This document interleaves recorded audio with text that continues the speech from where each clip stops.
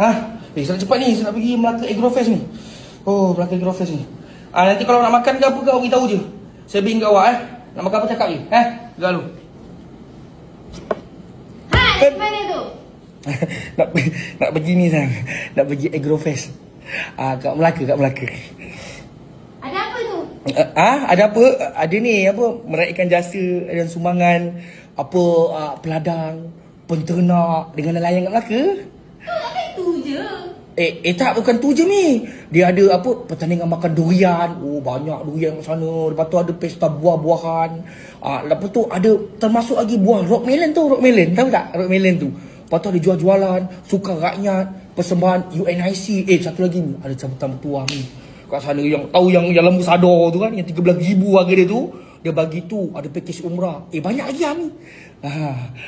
Berapa hari tu nak pergi tu? Berapa hari? 27 Jul, 28, 29 Jul. 3 hari. Tak ada kalau macam tu saya nak ikut ke 3 hari. Kan ada pesta durian. Tak payahlah. Tak apa, 3 hari je. Tak apa, saya pergi seorang lah. Tak ada.